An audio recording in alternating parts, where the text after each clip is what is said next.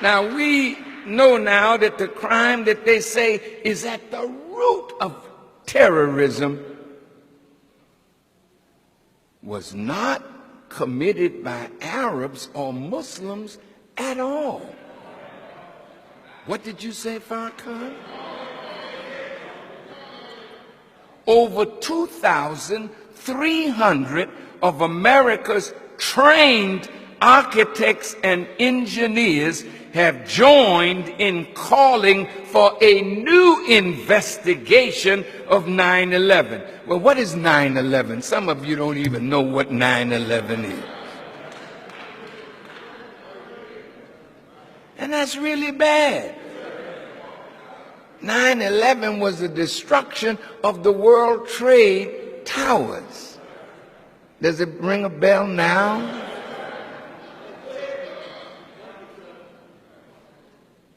They say that the World Trade Center buildings were brought down by carefully placed explosives, not by planes.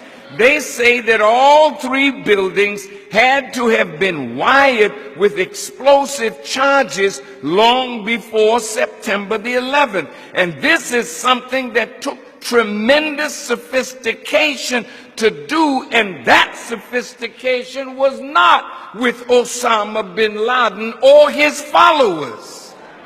Listen.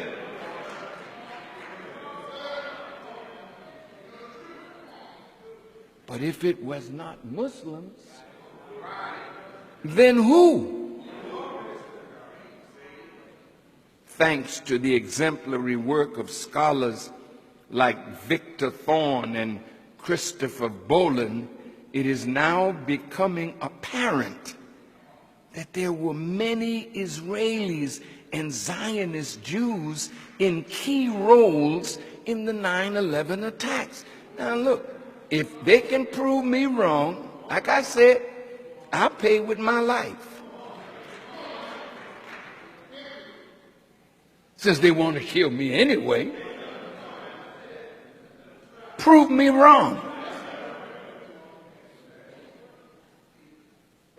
We're dealing with thieves and liars and murderers.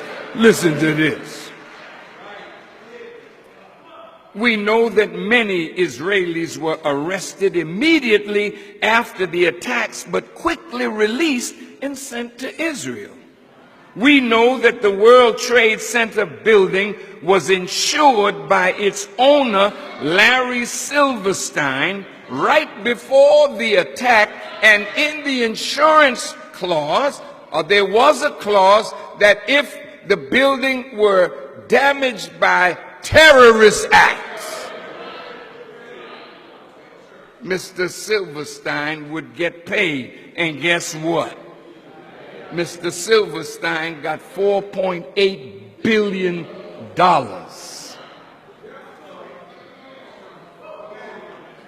We know that an Israeli film crew dressed as Arabs were filming the Twin Towers before the first plane went in. In other words, these Israelis had foreknowledge of the attacks.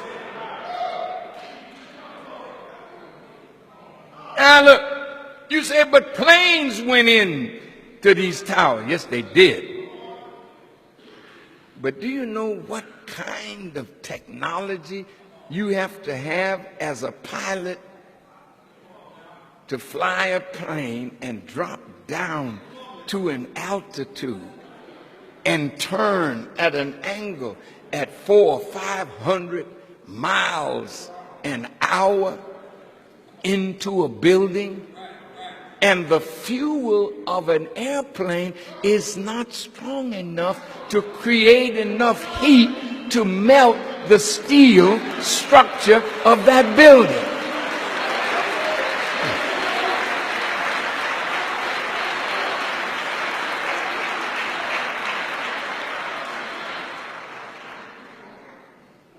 We know that many Jews received a text message not to come to work on September 11th. Who sent that message? that kept them from showing up.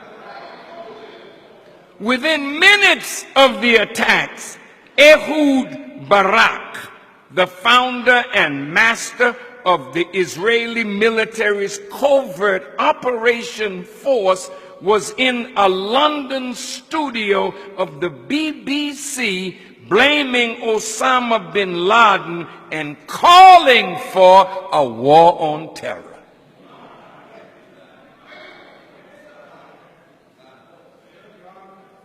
And we know that Benjamin Netanyahu told an audience in Israel, we are benefiting from one thing, and that is the attack on the Twin Towers and Pentagon and the American struggle in Iraq. He added that these catastrophes and wars would swing the American public opinion in the favor of Israel. Why won't America investigate what these scholars and scientists have uncovered about 9/11 and who was really behind it? It now appears that 9/11 was a false flag operation, which is an attack by one country but made to appear like the attack came from another in order to start a war between them. Is this what friendship is?